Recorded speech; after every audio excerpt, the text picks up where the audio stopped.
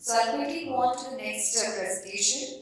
It is by Mr. Sudeep Hota, Procurement Director, India, Mondelez International. Sudeep Hota is Procurement and Supply Chain Professional with 19 years of experience in the pharma and food sectors. He has diverse experience spanning across spend categories like raw materials, packaging, CapEx, pharma ingredients, and has also worked on procurement operations, change and transformation, and process and strategy. He believes in the potential of procurement functions to keep delivering disruptive value to organizations in the coming decades through usage of new tools and processes to supplement traditional skills.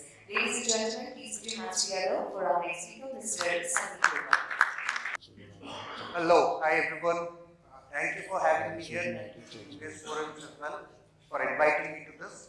It's a great honor here to be learning from you all, several industry peers out here. I have a few thoughts to share regarding technological transformations in procurement. But what I would like to say is these are purely my thoughts.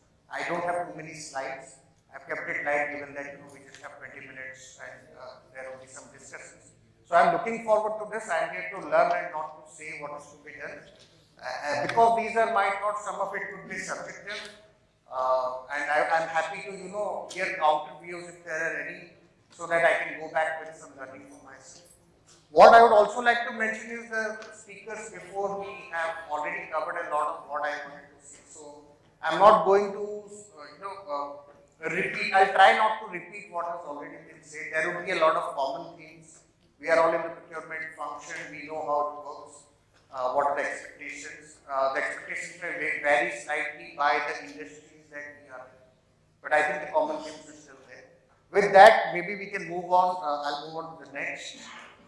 See, this is again, this is a very general slide, right? So I am not going to talk through the whole thing. I've kept it light. As you see, I've been in the industry for 19 years. Some of you have been probably there even for more than that, right? You would have all seen, and if you have been in procurement for the last couple of decades or so, you would have all seen how it has moved from a very tactical to a very strategic function, right? So from a tactical operational function in the early part of the 2000s to, to a risk, agility, resilience oriented function with sustainability and ESG focus, which we have spoken about earlier today. So how it has moved? When I say it has moved, it has expanded, the horizons have expanded. It's not that we are not doing the tactical thing anymore, we are still doing it.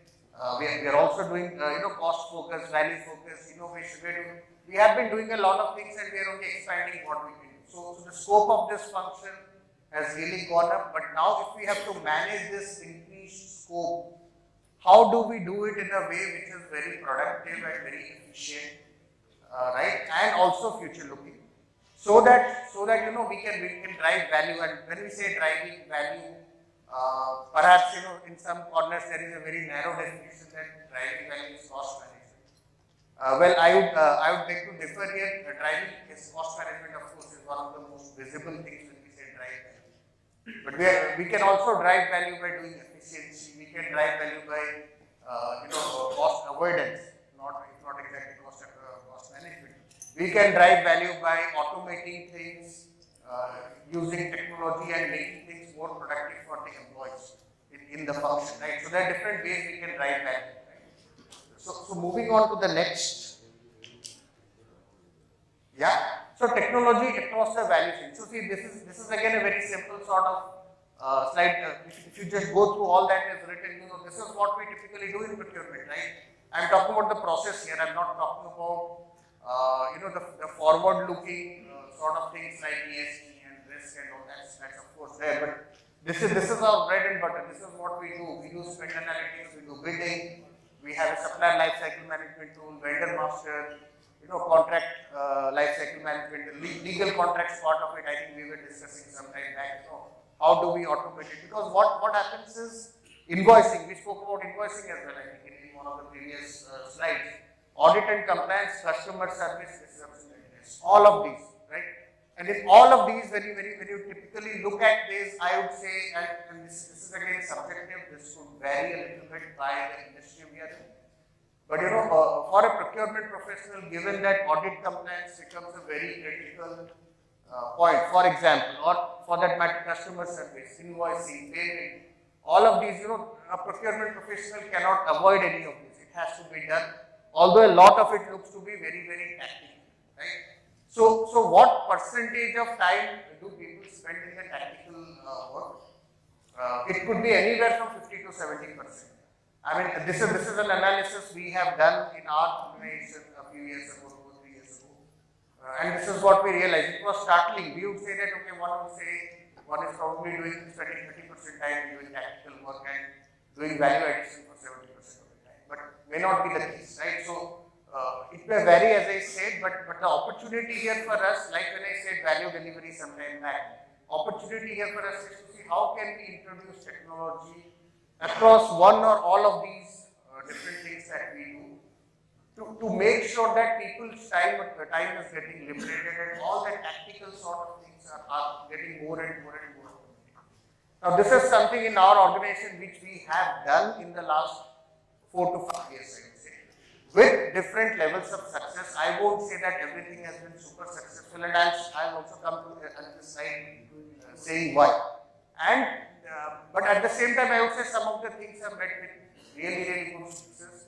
We have liberated time for people, right? So for example, I can say in invoicing and payment, right?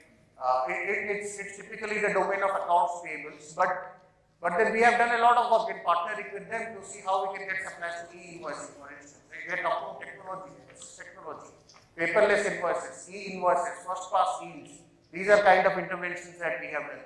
Contract life cycle management, legal contracts are there all over the place. We are dealing with 200 suppliers, 500 materials, legal contract for supplier X is expiring tomorrow, for supplier Y is expiring next month, right? It's very difficult to keep track, and sometimes it so happens that a contract has expired and we are still buying, right? How do we sort of get that? So what we have tried to do a lot is not just the standard solutions that are available in the market, of course, we do use those as well, but also try to build our own internal technological solutions, a workflow management kind of thing, or even on the data analytics side, what kind of dashboards we have. So we have done a lot of those. I will not have the time here to speak about all of those, but we have done a lot of those. So when we say technology, we typically tend to talk about AI and ML these days. Now, AI is a very, very nascent sort of thing, it has been in the discussion for quite some time, but if you see ChatGPT is something which has come up quite recently, right? And we are still not sure what are exactly the use cases. Like, technology is very fleeting. Technology can look very interesting, but when you look at real life application, you may realize, oh, this is not something probably that we want, right? So we have to do a little bit of experimentation, and it doesn't always have to be some very big ticket, glamorous and very talked about thing. It can be small interventions which can make our life easier. And lot of it. So what we can say is, in all of this, I am sure in your respective organizations as well, in all of this we have got technological interventions. What I would like to talk a little more about today is about the disruption readiness and customer service, because I think these are the ones where perhaps we can do a little better than what we are doing today. But we have done a lot of technology interventions in the other spaces. What I would see as,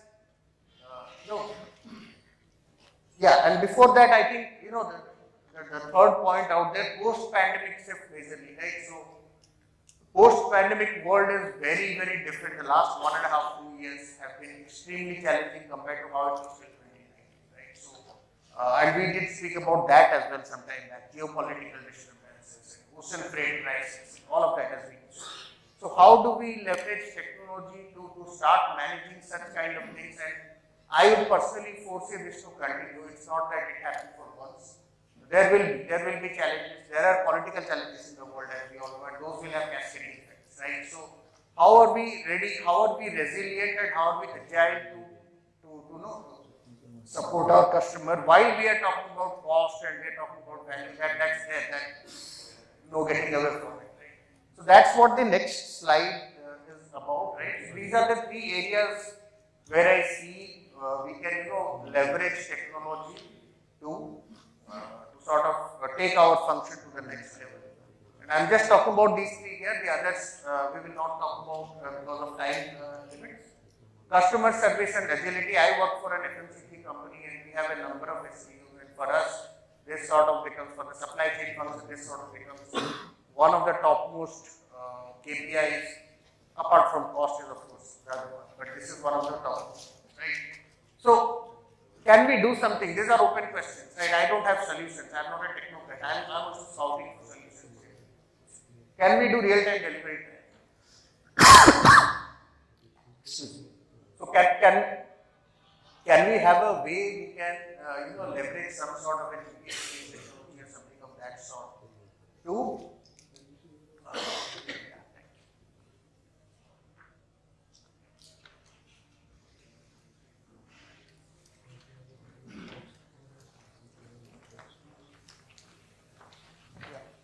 sorry about that. So yeah, so can we leverage the GPS based technology, for instance? Where are our materials? Because my team personally is dealing with some 1,000 materials a day. Literally, I am not exaggerating. Raw materials, packaging. So you cannot, every day 1,000 things will not be smooth. There will be 10 or 15 or 20 things where there is a problem in the supply chain. So how much of time goes there, and can we use something, can we use a real-time tracking? Use Internet of Things in transportation and logistics. We exactly know, okay, where is my so-and-so consignment right now? I can have an app or something and I know exactly where it is. So that enables me to take some steps and intervene, right? Statistical models to reduce demand variation. Now again, our industry is prone to high demand. If we can manage that better, in terms of prediction, obviously we cannot change the demand. Demand is out there in the market, we have to handle it. So, is there a way to use some statistical models to plan better? And obviously, we have to partner here with the planning. And system-driven call-ups, a lot of transactional work again here. People call up material saying that, okay, please send me so much quantity of so many things. How can that be automated? So, the whole thing that I am trying to do here is how do we cut down on people spending time doing transactional work, and that means money and value. The second one is disruption readiness. This is my personal favorite topic. This is what I have been thinking about for the last 1.5 years. Real-time risk forecasting.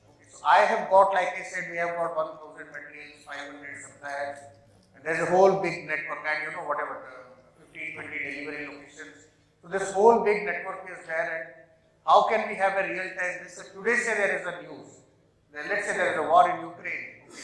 The moment there is a news, within a day or so, we get an analytic, we get a report saying that, okay, this is how it's going to impact. Okay. Looking at everything, so we will have to obviously feed our data into the portal. But the output could be, okay, if there is a war in Ukraine, just watch out for these 1, 2, 3, 4 things and see what actions can be taken, rather than doing an analysis of 1,000 items and figuring out that my problem lies just with 4 and the remaining 996. So which we have been doing. Last year there were so many things. Every time there is a disruption, our CEO comes and asks me, hey, what is the risk to my business? And I have to go back to line by line to see, okay, what is the risk? And then I realized that out of 1,000, we have 5 risks at max. Okay, so what kind of time are we spending? Is there a way to do it automatically? We have explored a few options. We have explored a few options as well. I cannot share much because we have not concluded anything, but we are looking at very different kind of solution here, and if we are successful, I think it will be a big win for us, right? And of course, value delivery and cost. I mean, this is all anyway there. Again, in the interest of time, I will not talk much through it. But the whole idea is the market intelligence, competitive intelligence, and cost modeling. How can we enable it so that we spend lesser time doing calculations and building scenarios? Is there a way we can enable that as well using machine learning and artificial intelligence? Right? And finally, the last slide, I think this is again my favorite one, especially the first two, all three actually, right? So whenever we introduce technologies, I have done this for 3 years from 2019 to 2021. I was into a procurement excellence sort of role. I was not doing mainstream procurement. Whenever we introduce a technology, there is first a resistance. I think the people aspect of it, the very top one, is extremely important as leaders for us to drive it. People are scared. Hey, I do this and this is out of my control. I don't want to do this. I'm happy doing what I'm doing. Right? How do you sort of encourage that? How do you make that change? Through training sessions, through coaching, by embracing failure, saying that it's okay if you fail, but let's try it. It's okay, right? So I think that soft part change management is extremely important. If we do not do that, then we will not be able to implement a single technology in our system. The second one is productivity and user experience. We introduced technology. Is it actually working? Is it actually helping you? I thought it will help me, but is it actually helping you? You have to tell me. You have to tell me that, yeah, I'm actually, things have become very smooth for me. And, I can actually do more in a given period of given space of time. Unless that is happening, again, that is subjective. But, if you do a survey, if you run it to, say, 100 users, you will get a feel what's up. That's very important, and if that is not happening, that technology is again of no, right?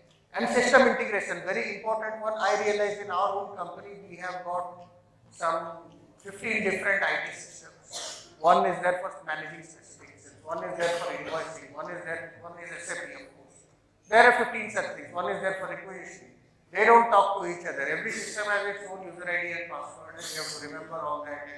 So how do we sort of work on it? And in fact, we have done one experiment very recently, which has been successful. How do we create an overarching system where we have got all these sub kind of systems which are talking to each other, and this overarching system is what the users will use, and it has worked to some extent. I won't again say it's 100% successful, but we have seen some good output out of it, and of course measurable business impact. So by doing all of this, by investing $1 million or $5 or $10 million in technology, are we getting it back? What is the return on investment? What is the business impact? So when we do a business case, we will have to put all that. Obviously, we have to be ready to fail, like I already mentioned somewhere, right? So these are the things. So when we talk about technology, this aspect should never be forgotten, because if we do not do this, we are not going to implement any technology. So that was all from my side. Thank you. Thank you so much, Sudeep sir, for the wonderful presentation.